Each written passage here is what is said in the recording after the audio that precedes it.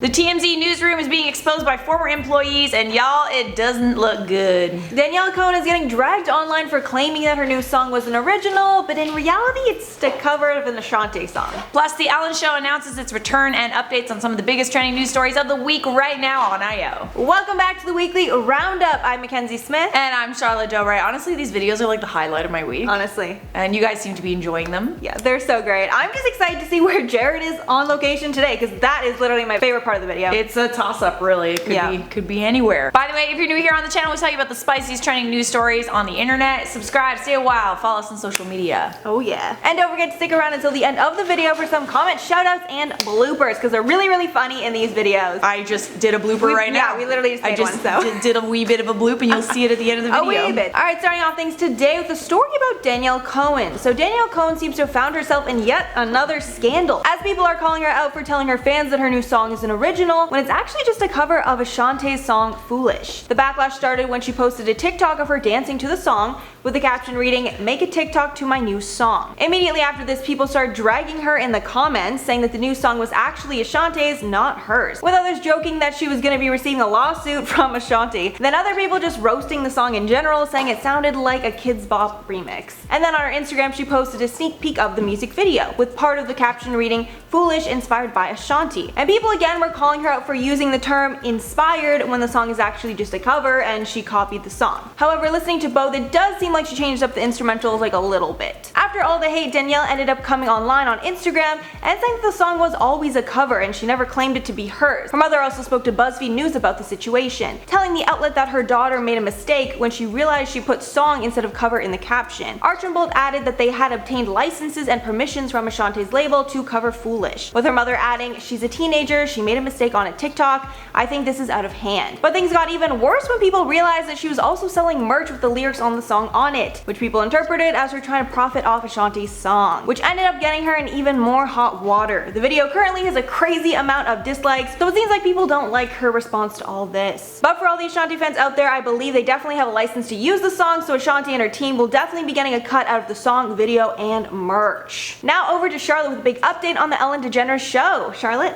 Thanks, Mac. In other news, Ellen DeGeneres has said in a statement that the 18th season of The Ellen DeGeneres Show is going ahead and will premiere on Monday, September 21st, despite all the recent controversy, speculation, and firing of the show's 3 top producers. The show will be filmed without an in-studio audience for the time being. There's been a lot of talk that The Ellen DeGeneres Show might be cancelled. The show experienced low ratings over the course of the pandemic while it was filming from Ellen DeGeneres' home. But it's not just that. Ever since Ellen was exposed for having a mean streak and only being kind to her celebrity friends, experts say that if that's true, then she's running one of the biggest frauds in American television history. Then earlier this summer, The Ellen DeGeneres Show was exposed by current and former employees who say they endured a toxic workplace, racist microaggressions, sexual harassment, and a culture of fear while working there. This led to an internal investigation by Warner Brothers, which led to 3 of the show's top producers getting fired: Ed Glavin, Kevin Lehman, and Jonathan Norman, who've all been let go and were with the show for many years. Now, some employees say that Ellen was aware of the environment that was created by the show's top producers and management. Others say that she wasn't aware. But one thing's for certain, Ellen not being aware of how her employees are being treated just reinforces the rumor that she doesn't really talk to the little people, even with regards to her own staff. But despite rumors that Ellen was going to be replaced by James Corden and the show would be cancelled, the show is returning, and Ellen says that she will be talking about the recent controversy on the show, and if that doesn't boost her ratings, I don't know what will. Boy, I love that dig at the end there.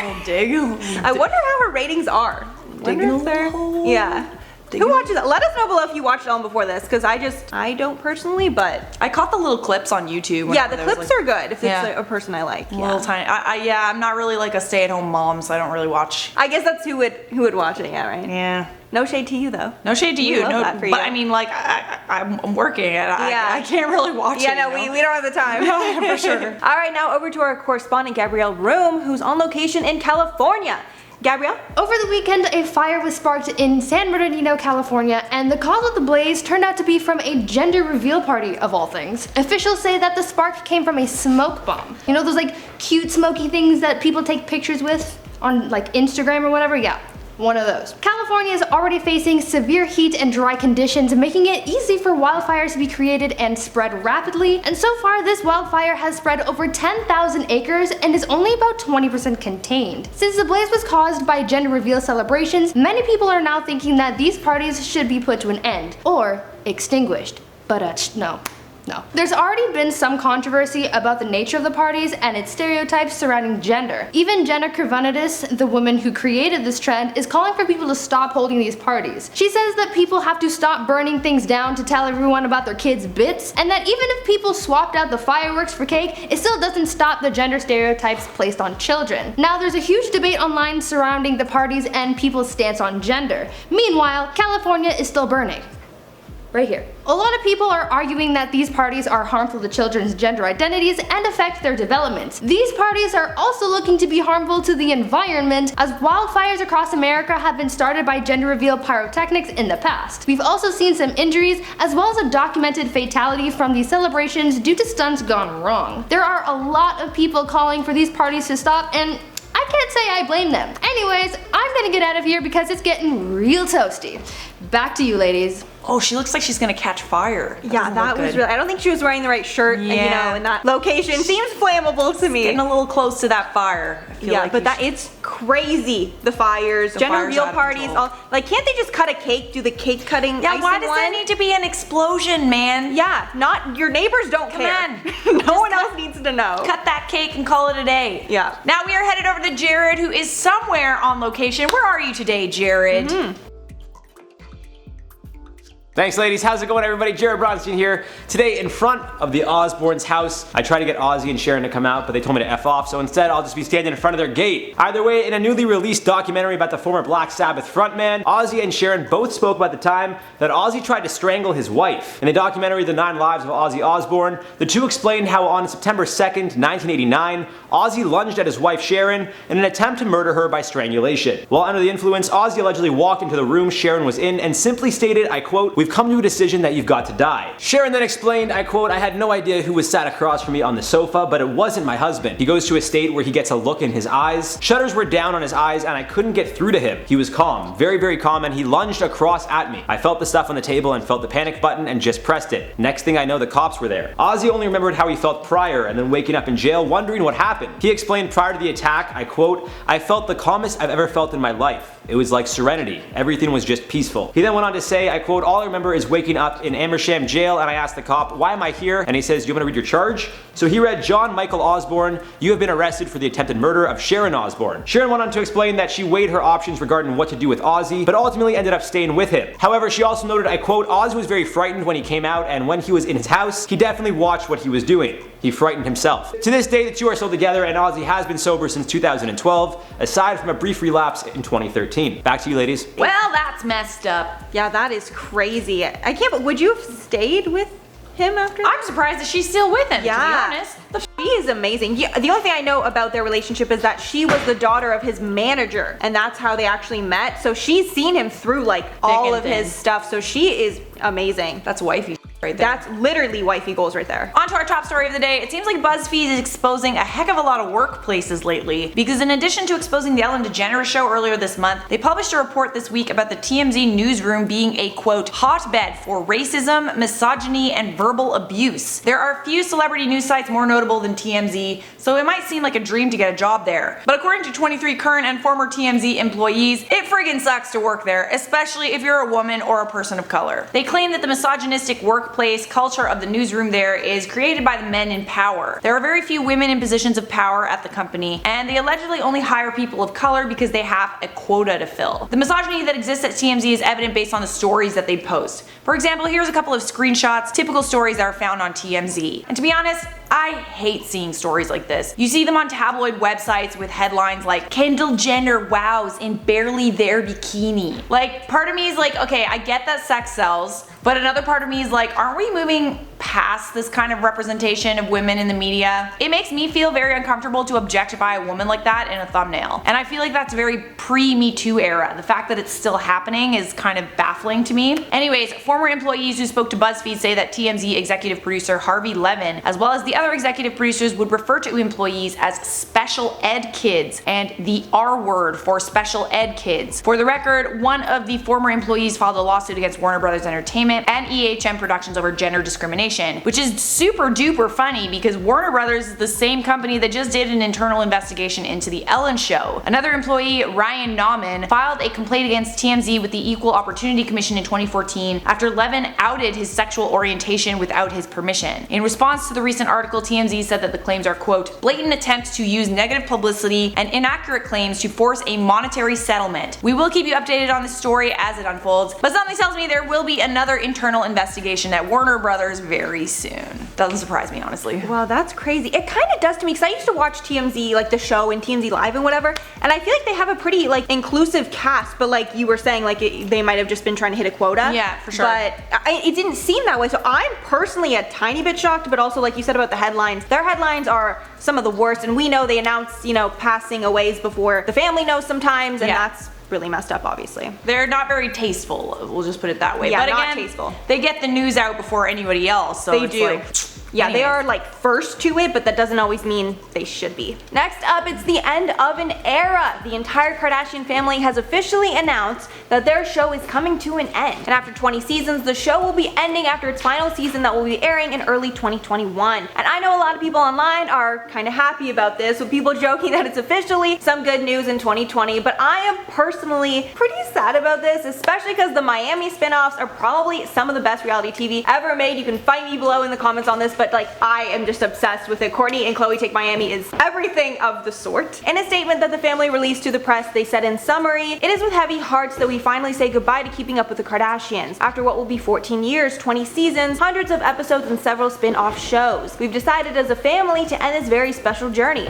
We are beyond grateful to all of you who've watched us for all these years. Through the good times, the bad times, the happiness, the tears, and the many relationships and children. We'll forever cherish the wonderful memories and countless people we've met along the way." The show first premiered in 2007 and turned the Kar-Jenner family into a household name. When the show first premiered, Kim was best known for her infamous sex tape and being Paris Hilton's sidekick, but she's now one of the most famous people on earth. As well, Kendall and Kylie were just kids when the show started, and now Kylie is one of the richest and most successful businesswomen on earth. Kim wrote her own statement on her Instagram, again thanking fans, but also adding, "Without Keeping Up with the Kardashians, I wouldn't be where I am today. Continuing, the show made us who we are, and I will forever be in debt to everyone who played a role in shaping our careers and changing our lives forever." And I know the Kardashians bring in mixed reviews, so I'd love to hear what you guys think about this below. Personally, this isn't much of a shock though, because of how fake the show has gotten over the years, as they've become more famous and more aware of their image. As well, Kourtney leaving last season and Kendall and Kylie not being main cast members on the show, it kind of felt like everyone had too much going on to shoot the show. So it makes sense that it kind of needs to end now. It's the end of an era, and I've never seen a single episode of Keeping Up with the Kardashians. But you've seen memes, like you must have. Yeah, I've seen the Kim crying meme, but my life won't change. When she takes a selfie before Khloe goes to jail, that is so iconic. You've seen that. That's wild. No. Play it if we can. Kim, would you stop taking pictures of yourself? Your sister's going to jail. Alright, now last story of the day, we are heading over to Johnny, who's got some exciting news. Johnny? Hey everybody, and thanks to the ladies in the studio. I'm on set in Kazakhstan, and fans of Borat and Sacha Baron Cohen rejoice. The rumors about there being a Borat 2 have finally been confirmed, and not only that, but the production for the second film has already been completed, which is probably the best possible way for that rumor to end. Sources close to the production told Collider.com that the sequel finds Borat under the impression that he has suddenly become a successful movie star, which, based on the reviews from the first film, makes this sequel an excellent point to lift off from. It breaks the fourth wall a little more and finalizes the idea that Sacha Baron Cohen is actually Borat. Believability, even in a film like Borat, is super important, especially considering all the other great characters that he's portrayed in the past. One source said that the film will be Cohen playing Borat playing Cohen, which is about as meta as you can get. And as of right now, no release date has been posted, but with the film's completion happening, its release may be right around the corner. And now, back to the ladies in studio. Alright guys, that's it for this this week's roundup. We're gonna respond to some comments from our last roundup. Hell yeah says, yesterday someone called me a potato in a fight. My response, yes, I am proud of it. She didn't really have a response, so thanks, Charlotte. You're very welcome. Great comeback. Like, Yeah, well, I am a potato. That's all you need to say. Seriously, like comment below what you would reply to that. I have no idea. No you? I just be like, you're right. Just say no you. Yeah. Sal Anima said, hey, can y'all start adding timestamps for the beginning of each news stories for these longer vids? I think we might be able to. Oh. Can we? Can we? let's do it. Yeah, I know Philip DeFranco does, so. Makes sense, yeah. Yeah. Okay. Yeah, we'll check back to see if that happened. Carmen Dilchard. Carmen said, Charlotte, yes, girl, I thought I was the only person who said, Jiminy Crickets, I'm so excited right now. I don't usually say it. It was just a little interjection there. Yeah. No, sometimes you gotta bring up the references. We love a good reference around the office. What was the other one? The bubblegum something? Bubblegum something? It doesn't matter. Crystal Adams said, Io, here comes the tea. British viewers, oop, I'll pop in the kettle actually. Surely I'm not the only one. Yeah, no, you need a glass of tea, a cup of tea when watching the roundups, especially because they are, on the longer side, which we personally love. We hope you guys love it too. You can definitely finish a cup of tea by watching the roundups. Oh yeah, definitely. Nice caffeinated and informed. And a biscuit What too. more could you want? Have yourself a biscuit in there as well. All right guys, that's it for this week's roundup. Thank you so much for watching. I'm Charlotte. I'm Mackenzie, and we will catch you in the next one. Make sure to like and subscribe below for more. We do this every week, as you know. Bye. And don't forget to stick around. And don't forget to stick around until the.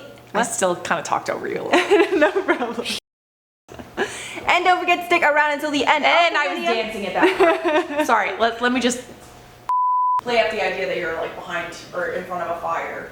All right, gotta do some method acting now. Somebody light a fire. Someone light my shirt on fire. All right, now where the is Jared? You should be here in a minute. It's 3:29. Shall we banter? Some time, talk some There shit. you go. Wow. Great wire there, by the way. Shout out to that wire. I sent a message to everyone last week, watch the wires. Don't laugh. Don't smile. What? Don't laugh. Because I was laughing about it earlier. But something tells me there's gonna be another internal. To the wall. Very nice. I feel like I'm gonna take a stop. Sorry. I'll go.